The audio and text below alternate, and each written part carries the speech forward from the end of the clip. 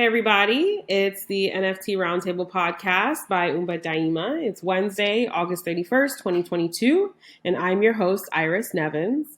Today I'm speaking to the team at Burble, which does media and entertainment and helps you create experiences in the metaverse. Today we are with Marcus, who's the president, Eric, the CEO, and Felice, who's director of community and artist relations. Thank you for joining us, all of you. Thank you. Great Thanks to for be having us. here. Looking forward to this. All right. So before we dive deep into like what is Burble, what is the metaverse, what is, Web3, all of that, let's have each of you go around and introduce yourself, and let's start with Felice. Oh, hello everyone. I am Felice Lizay. I am a producer, singer, songwriter, and overall entrepreneur, Web3 pioneer, coming in these spaces to just figure out new ways to connect with audiences and artists, connecting them together in these Web3 spaces. My background, I've sung with the Kanye West, open for the Killers, have many songs that have been placed on TV and film. I've performed all around the world, from Paris Fashion Week to Jamaica to Art Basel to Lincoln Center.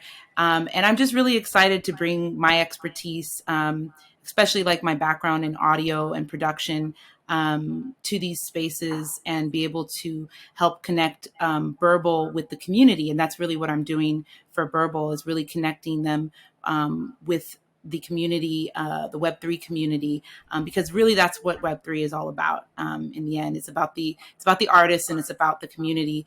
And I think it's going to be revolutionary for the music industry and the world overall. I think tokenization is the future.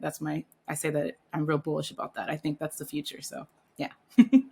Hi, everybody. I'm Eric Spence. I am the CEO of Burble. Like my brother Marcus mentioned, I am also the music industry veteran. Worn a lot of different hats. So like a lot of people in the music industry, you migrate from one area to the next.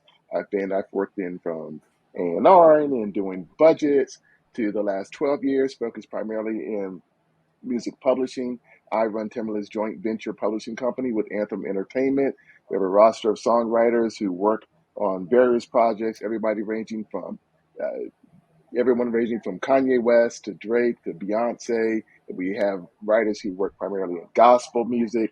And, also during that time too, I have, really been centered in the crypto industry. 2018, I got a chance to co-found a group known as Black Blockchain Consultants. And, my business partners and I really just worked with other professionals and found out ways in which they could integrate blockchain technology and crypto into their already existing businesses. And that in and of itself was an incredible journey, and just learning a lot, especially in 2018, in that time, which will be considered, I guess, the bear market. You got a chance to see a lot of things, a lot of trends start. And I know a big point during that time too was Felice mentioned the tokenization of assets, and I was very much, and I still am a massive proponent of that. And I remember, like, my business partners, the ladies, would call me the Titan of tokenization is what they would call me. Okay, and I was really pushing this a lot. And one of the things that I saw when pushing this was that there were regulatory hurdles that needed to be overcome before we could get to the mass adoption of that. And I remember like pausing one time after having like several conversations about this. And I remember at that point, and this was probably like early 2019, me saying, you know what? It's going to be art. Art is actually going to lead the way first. And at that point, of course, like we know that CryptoPunks was like the first NFT, launch on chain at that time. But CryptoKitties was probably the most known NFT at that particular time. But I remember just seeing this and really having this very strong conviction about art and crypto, that it would have this massive effect. And I believe that, some people may look at this and think that we're kind of going down. I believe that we're just getting started. Mm-hmm. Like I truly hold that conviction inside. But yeah, that's it. And that's kind of my genesis and my origin story and how I'm here. And I couldn't be more excited to talk to the entire community.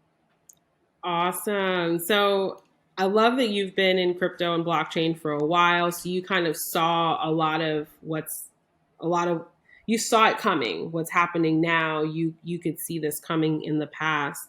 I'd love to dive deeper into that in a little bit, but first, please give us the short version of Burble, like the like one sentence.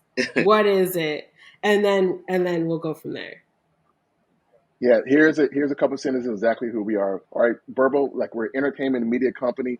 We augment Web 2 elements and experiences with Web 3 technology, and we host immersive concert series and mega festivals in the metaverse. Okay, love it.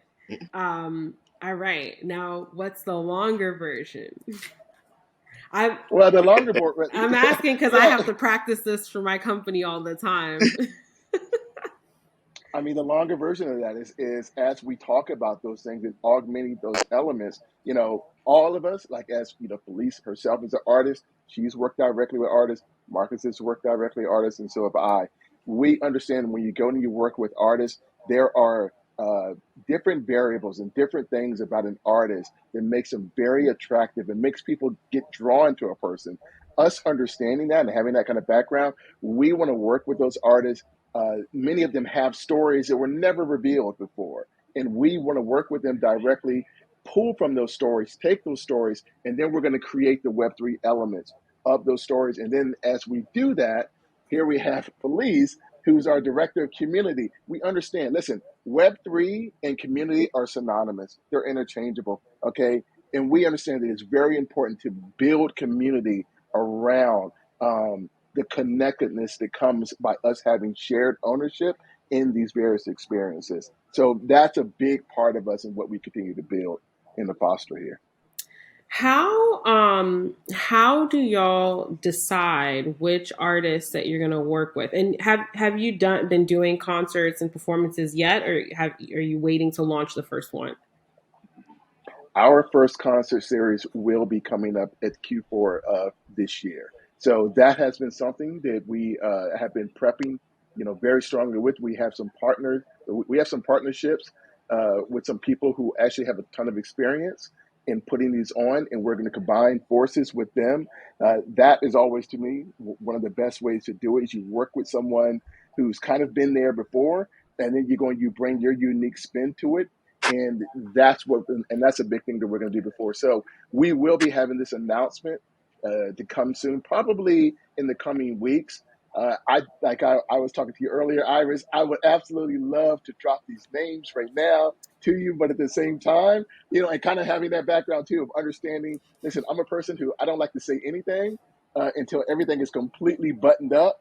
And from that point, we have these negotiations. We're almost at the finish line. Once these are done, the announcement will go out. And I'm going to tell you, and just for your community, you guys here first, you're going to be blown away. You're going to be very excited. And we can't wait to be able to go, drop it. I'm over here like, yes, I can't wait for everybody to hear it. It's going to be so dope. This is exciting. Felice, what's the most exciting thing for you about, working with Burble, as an artist, as a creator, and now community builder? Like, what's the most exciting thing for you? I think it's that I get to bring the artist's perspective to Burble. And I think it's really important and wonderful that I've known Marcus for over 10 years now. And I don't know how I didn't know, had never gotten to speak with Eric beforehand, but Marcus and I go back to the days of One Republic when that was all coming about.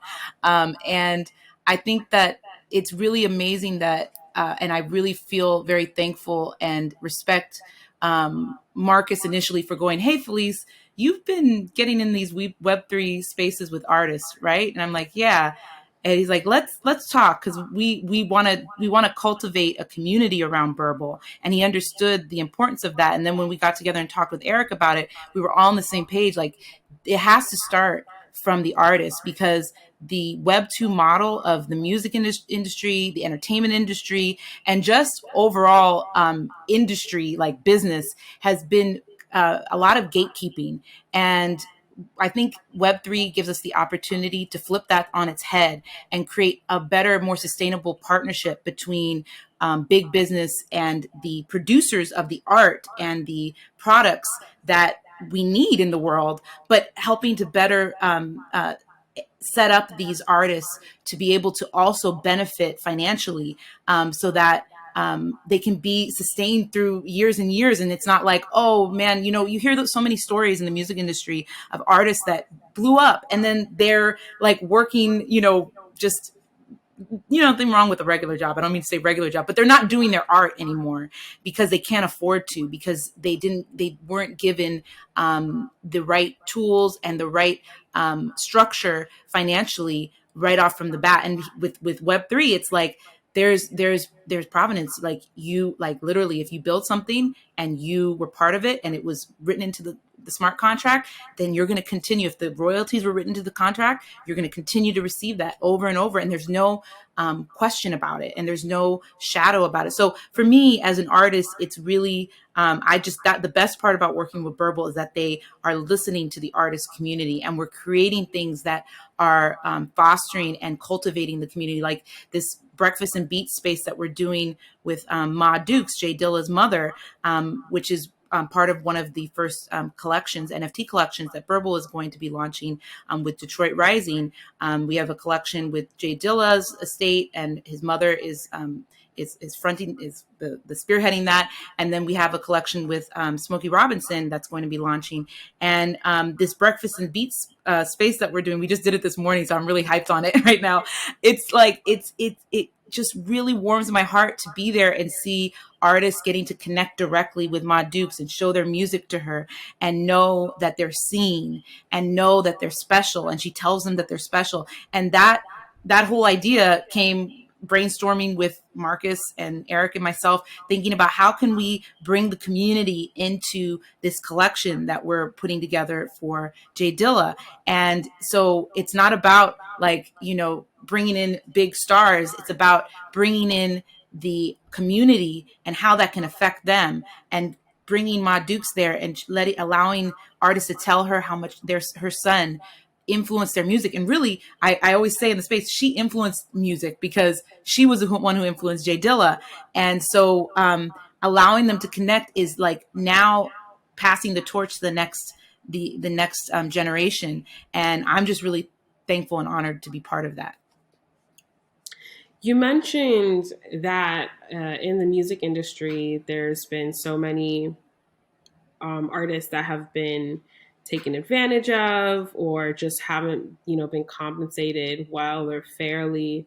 Marcus, as someone that has worked with artists, that has, gotten artists signed, etc. Where is the music industry now? Like, what is the opinion of Web3, and how do we make sure that some of the, not so great practices of Web2 don't like seep into Web3? I mean, I believe the music industry right now, over the years, they've become more or less of a VC approach, where they're just collecting and they're waiting for the artists to kind of build up their brand. Um, and I started seeing that because I worked in distribution as well at a company called Sing Music, and I just saw it was almost like a catalog company, in music terminology. These artists that built up all these catalogs, and they just collected the money. I mean, they didn't put anything behind it. What I got excited about with Web3 is it allows you to control and know your user, know your fans, and actually speak to your fans. And that's something that can carry on for years to come. And it allows you to develop your brand, because if you look at record labels, they don't have that data. They don't know who the fans are. They have no clue. Mm-hmm. They don't know who they're marketing to. It was funny years ago. I remember there was a brand, I think it was Verizon, and they used to make a joke. They'd be like, labels have no clue what the data is. who they're marketing to, and they're just reaching. And this, to me, what Web3 does, it gives a new innovation, and you know who your audience is, and you're able to resell to the audience and make them feel special. And that's why I'm excited, and that's why major labels aren't ready for it yet, because they're going to lose control. Mm-hmm. And they're definitely going to lose control. So, but for independent artists, artists that are trying to build their brand, this is the best innovation out there for them to tap into. So Burble does. I just want to dive deeper and make sure I understand how Burble works. So one offering is these metaverse concerts and shows, experiences, basically. And then you also have NFTs. Are the NFTs released on the Burble platform as well? Yes, they. Yes, they will be. And we can tell you now, anyone who owns one of these Burble NFTs, you're going to be handsomely rewarded. Like, you will be very happy at Okay. what will come in. And once again, this is the thing to understand. We are three people, and along with the rest of the team, they're deeply immersed in Web3 culture. Mm-hmm. So we understand how important it is for any holders who have NFTs to be just delivered like special value to Value. them. Mm-hmm. And that's a big premise of how we're constructing everything. Mm-hmm. Yeah. In terms of so there will be special collections released on the Burble platform. Those collections will have specific utility. And then the concerts now, how do you determine which artists are performing? How do you determine the talent for these shows that you're putting together? Well, I'll say that for a big part of us is, once again, now we lean into our backgrounds. And we also, I remember Rick Rubin saying this, like the main thing he trusted, he said, were these two things. So, we start first with our ears, and we start first with what we like to hear, but also what we believe is going to resonate with people. We start also, and we have our ears to the culture. Like, we want to have something, and we want to have artists that are really relevant to the culture itself. So we always orient ourselves from that point. We don't ever go to the point and ever go, oh my gosh, we're just going to go pick someone who's going to have, you know, this many streams or whatever the case is. We want to have someone who we believe that people want to see, and that's where we Yeah, go to add from. what Eric was saying, we want to be culture movers, right? Every artist that we select, the artists that we have, these are culture movers, and Mm-hmm. we want to impact the audiences. That they see that we're thinking ahead, right? We're in the now. We're not just going back and just because we've been in the business so long. We're not just going back and just looking at old heads and being like, okay, we can get these old artists. No, we want to be in the head. We want to be in the now. So that's kind of what we're looking at. And let's define the metaverse, and then I'm going to jump into that a bit. So how would you explain the metaverse? Now, I have a very, very broad term of the metaverse. I believe the metaverse is all things, any digital experience to me is encompassing of the metaverse.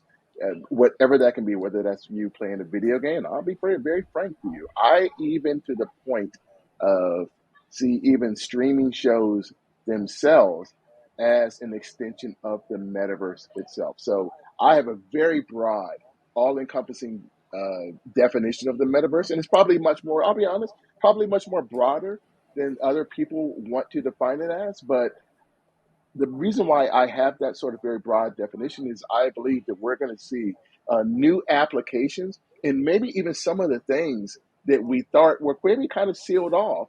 I think that we're going to see different applications, different um, productions that happen in those things where we're going to be like, oh my gosh, I didn't think they would ever do something like this. And now they're going to do it. And things will happen as they always do in culture with any kind of innovation. What happens? It starts in one area, and what does it do? It continues to migrate and begins to move over. Remember, I remember at one point, remember social media at one point, it was like, only for like people to go and to do, to talk about grandma's pictures or whatever the case would be. But then what happened? Like businesses will realize, oh my gosh, we actually have to have a social media presence. We have to be communicating to our customers via this medium. We need to use this as a new way to actually gain new customers. I don't care. And you don't have to be strictly in digital.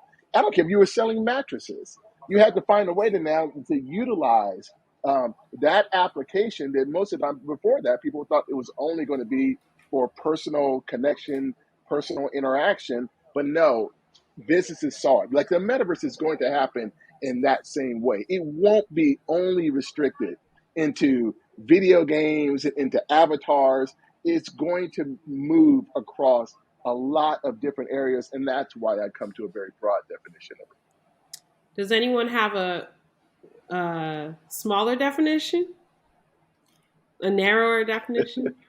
I would wanted to add, I don't know if this is a smaller definition, but I hear a lot of times in spaces, folks will bring up, well, this is, the metaverse, and not just the metaverse, but Web3 is another platform. It's just like, if you're on Twitter, if you're on Instagram, you're trying to think about the content marketing you got to do. You also have to count Web3 as a platform. But I disagree. I think that Web3 and the metaverse are vessels, because we're going to see Instagram and TikTok and YouTube integrate Web3 technology, metaverse elements into their platforms. So when people say that, you need to onboard people onto Web3, I disagree. We need to merge Web3 and the metaverse into our everyday lives. And what that looks like is like, just in general, the easiest way I like to explain to people is like tokenization. You one day everybody's going to be opening their emails, and any passwords are all going to be NFT tokens. And then in terms of metaverse, it's more than just logging on your screen and looking at a world that's on there. That's actually kind of whack to me. No offense to all the platforms that are doing just like screen metaverses, because really that doesn't feel, that feels like I'm playing a video game. I think where it's going to get really cool is when it starts feeling like Minority Report, where we have like in real life, like, and Marvel, when you have like holograms of people at meetings with you, because they're in the metaverse having that meeting, and they're over in Japan or something, and you're in San Francisco or wherever you are, and you get to connect with anyone, no matter where they are. So I think the metaverse eventually is going to be more subtle. It'll just be integrated into our everyday life. You'll be in class, and a teacher won't have a chalkboard. They'll have a metaverse chalkboard, and they'll just pull and put images on the board, and they'll just teach like that. And there won't be TVs. You'll just like throw it up wherever you're sitting. It'll be in our lives everywhere. And I think when people start realizing that it's going to be integrated into our lives, it's just like when we went from Web 2 to Web 1 to Web 2. Nobody realized it. It's only with Web 2 to Web 3, because we're more aware now that people are like, we got to onboard onto Web 3. But really, there was no onboarding onto Web 2. It just happened. You just started using MySpace. You just started having a website. You just started using email, and then, so it's going to be the same thing with this. It's just that what happened with Web 2 to Web 1 to Web 2 is there were people that knew it was happening, and they were there early. So when you're in spaces and they say, we're so early, and it feels like a cliche, it's not a cliche. We are early because we are aware it's happening, and we're going to learn how to build, and we're the builders, and then everybody else, it's just going to happen to them instead of us happening to it. We're happening to it by being here earlier, and others, it's just going to happen to them, and they're going to be like, oh, okay. And they won't even know, and they won't even realize, the ones who are rolling their eyes at NFTs, they're just going to be using NFTs, and they're going to be like, oh wait, this is an NFT? This was the thing that I was rolling my eyes out? Yeah. I was trying to tell you. Exactly. I love that. Eric and Marcus, what led you to say, okay, we're going to build Burble? There's so many other things that you could build, right? Whether it's DeFi tool, or, music streaming for Web3, or there's so much. So why this, and why now, and why as brothers? Eric, you want to start? And I can. Yeah. Yeah, yeah. First of all, I'm going to tell you flat out, like I absolutely love working with my brother. Like he's a person I trust with my life. I love this. So, like from that point on itself, like that was a no brainer for me. Now, is as far as for this, um, most people don't really they don't a lot of people in music entertainment and as music executives, sometimes people are very honest and transparent, and sometimes people aren't. And let me just tell you from a full transparency, we know that the system itself has encumbrances and has restrictions that don't work for everybody. And we understand that. And a lot of times, there's always this frustration because you see how something works, but then you see the machine. And how is it when you see a big machine working? It's very difficult to get it to change. And that kind of, a lot of people are set in their ways, and that's just how we do business. That's just how it is. And that, and that sort of thing. So you end up having to go, man, you know what I mean? I'm going to hold my nose, but I just got to just deal with this, even though that I know this isn't the best thing in mind for anybody involved. And you're always kind of like moving with that kind of, it's a very present angst that you have with you. Now, for us, we are always have been very sensitive and highly drawn to artists because that's where our backgrounds are. That's what we've done is work with artists throughout our careers. So for us, we understand, listen, there are new worlds to conquer. Everything that is done isn't the way that it always has to be. So we've always been looking for ways to knock down barriers, but also to conquer new worlds and to open up new possibilities and to create new possibilities that people, both artists and fans alike, can take advantage of and that would work best for them. And that premise, that ethos is one of the primary drivers that drove us to create Burble from that point. And to add to, again, I love working with my brother. That's been one of my biggest passions in doing this. The biggest thing the biggest thing that got with Burble, what was amazing in creating this with Eric, was the fact that it's innovation and it's disruptiveness, and it's things that being in the entertainment space, Eric can tell you, it's like I used to come up with all these outside the box thinking ideas, and they would look at me like an alien, like, oh, that's not gonna work. And I'm like, okay. And then you look back years later and you're like, oh, it did work, huh? And it's like I got to the point, and it was like, even just me being in entertainment for so long, I got burned out. And I was just like, I need something that allows me to be creative. And I started bouncing ideas off my brother, and I was like, well, Eric, what do you think about this? Think outside the box. What do you think about this? And he's like, no, that could work. That could work. And that got me excited again. That got me excited to get inspired and to be able to create this with Burble and to not have any barriers or boundaries of what we can and what we can't do. It's the fun part. There are no limitations, and we can create whatever. If you look at Charlie and the Chocolate Factory. If you think about that world, he created that candy world, in his mind. And this is what I feel like what Burble is. Like we're creating innovation that is ever changing. I love it. I love it. Well, I think it's amazing that y'all get to work together. I would love to work with my family, my brother, my parents. I don't have a lot of siblings, but my parents are like amazing people, and it's a dream of mine to have a family business. I'm not quite there yet, but I'm working on it. Um, Oh, it's coming, But, Iris. It's oh, coming. You put it out there. You put it out in the wind. It's gonna come. It's gonna be there. what's your favorite thing about working with each other, Marcus and Eric? I believe, to me, no idea is limited, and we align all the time in our thinking, and I think that's the beautiful part is you have somebody to bounce ideas off of it, that somebody's not saying, oh, that's a dumb idea, oh, that's a dumb idea. We're like, no, let's figure this out, this sounds like a great idea. That's the thing that makes me excited, because it's me creativity, it's creativity. And Mm-hmm. Eric listens to me, and he takes what I got, and he applies it, like, because Eric has had so much experience in crypto. He knows things that I don't know. You know what I mean? And it's great to see that my ideas are coming to life. You know. And can I just say that Now, it's wonderful to watch them work together? They have such great synergy. Like there's, I always joke, it's like a thing you say when you hear siblings like harmonize. There ain't nothing like a sibling harmony. It's like when they work together, it's like that. Like they really are great counterparts to each other.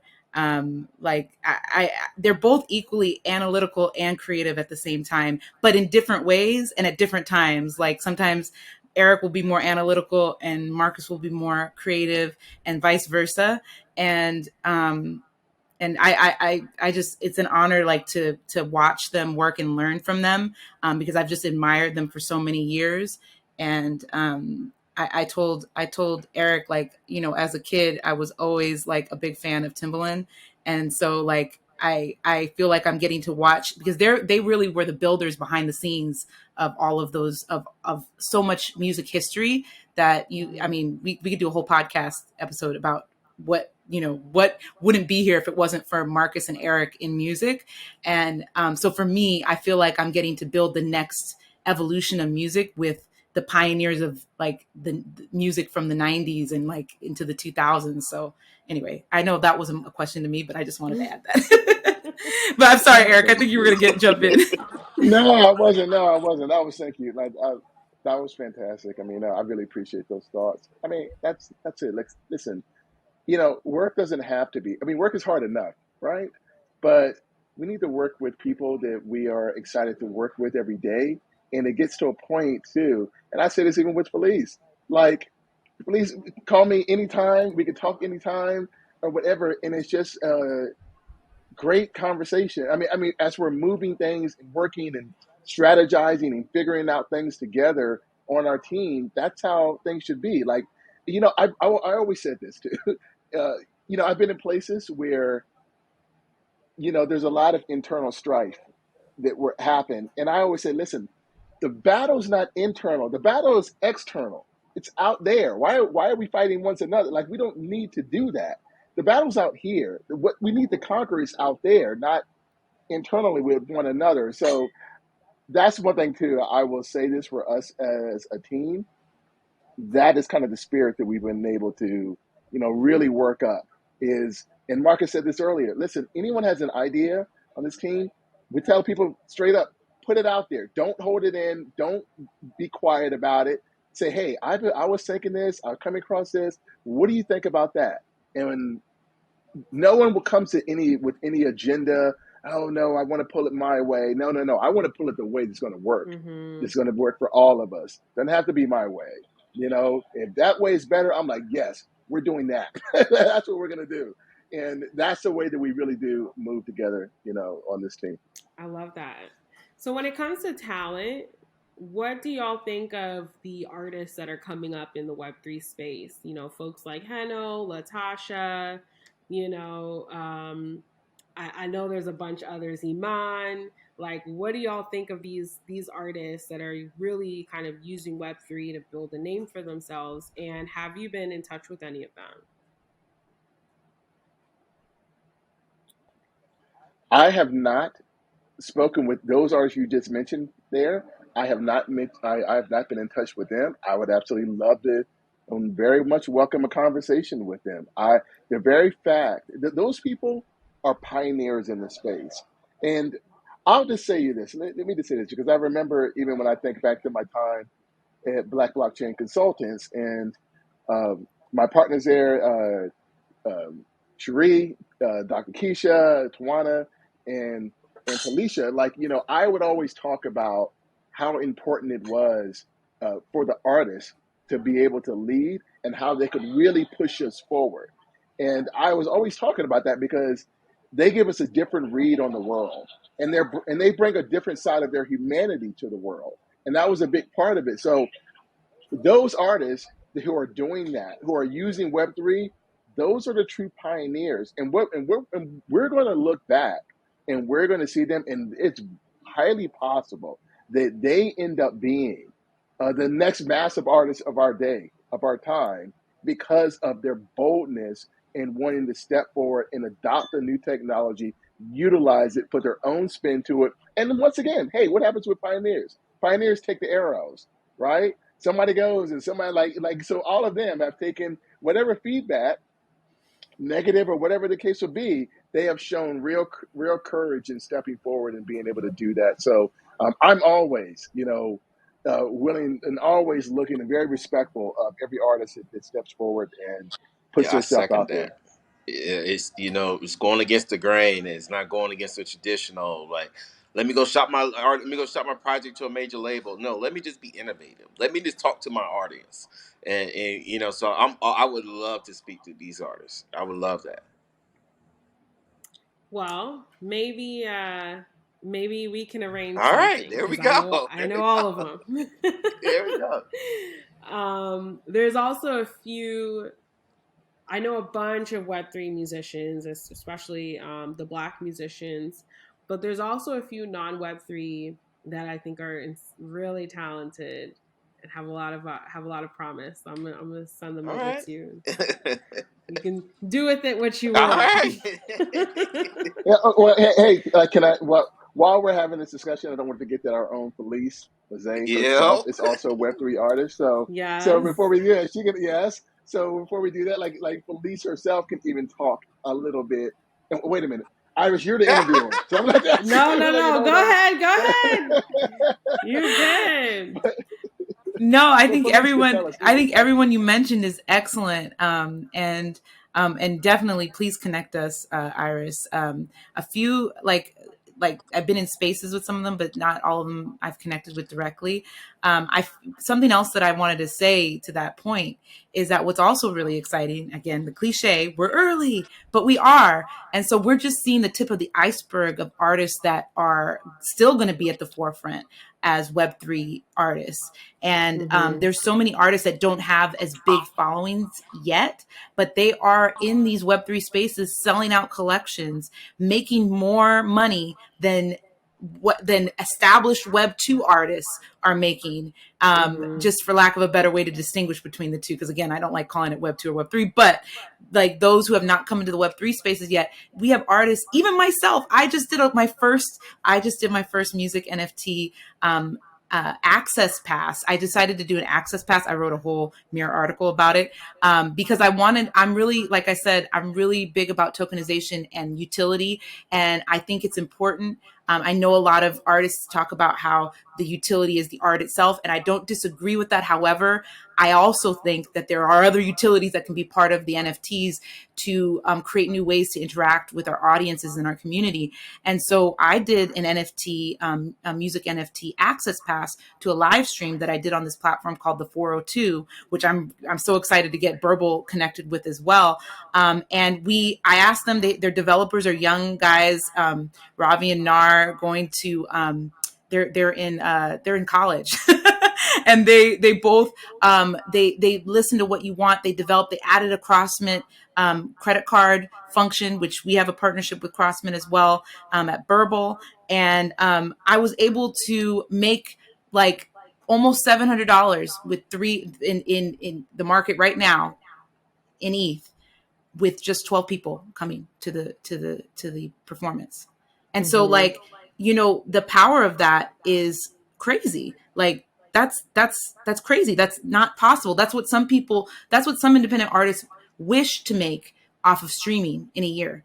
And so I think when I have my artist friends who go, "Oh, why? I don't know about NFTs." I'm like, "Okay, you keep being scared over there." Meanwhile, there are artists that are not even famous who are making more than some artists that are famous in Web 2. So I think that we're just seeing the tip of the iceberg of the artists that are going to be legendary. Like, I think like right now when I'm in these spaces on Twitter, I feel like I'm back in the 60s or 70s. And even go back to like the 20s when they had like the whole art movement going on in Paris, and you had patrons. This is exactly what happened last night. 12 I can do math. 12 people. I'm like 12 people were in the space. That's like the old days when patrons would invest in artists, and it didn't take having 100 people, 50 people. You could have one person that believed in you, that wanted to pay you for your entire year of salary as an artist, as a visual artist. If you were Picasso or something, you or Da Vinci, you would have patrons investing in you. And so I feel like when I'm in these spaces and I'm talking with these artists, I feel like I'm like, one day there's going to be history books talking about I'm just going to say names of people that you probably don't know: the Mike Basses, the General Beans, the Scala. That this morning we had Scala and we had Cam in there, and these artists that, like, today it was so dope because Ma Dukes, I helped her set up her wallet, her MetaMask wallet, and she collected my NFT as her first NFT. The provenance of that, Nice. Ma Dukes, Jay Dilla's mom collected my NFT first. That was her first NFT, and I said it to the group, and I was like, "Hey, I'll DM you guys her wallet address if y'all want to drop her some NFTs." And 4 people dropped their NFTs. So now forever, Scala, Cam, who else was it? It was Granddaddy Woo, and I think there may have been one more, and I'm forgetting. Sorry if they're listening to this later, but like they all got in Ma Dukes' wallet. So now the provenance of that, like forever, you'll be able to know that Ma Dukes owned. So if she decides to sell it one day, which I don't think she will, but let's just say for some reason, maybe she does it for charity. Maybe she decides she wants to raise money and she's selling these amazing NFTs from these artists who are now legendary in their own name, even though you don't know their name right now. And she raises a bunch of money for a great charity because she owned it first, and somebody wants to own that NFT from that artist who's legendary, that's owned by a legendary artist. I'm going to just call her an artist herself because she shaped music with her influence on Jay Dilla. And look, like that. I mean, sorry, I get geeked out on just the possibilities of the blockchain. So many exciting possibilities, and I think that I think especially when it comes to music, this is really just the beginning, because we have there's so many artists that are coming up in Web3, and then there's so many artists that are coming into Web3 from Web2 that are established. I'm really, really excited to see how that goes, and I think I see Burble as potentially being that bridge, right? To provide a platform for lesser known artists to maybe kind of break through, but also providing a platform for people to experience the huge artists that they really love. Does that sound kind of aligned? Yep. All right, awesome. I see the vision. Awesome. Well, thank you for joining us today. That's a wrap, and thank you for having us. Absolutely. Thank you to our audience for listening in, and I will see you next time.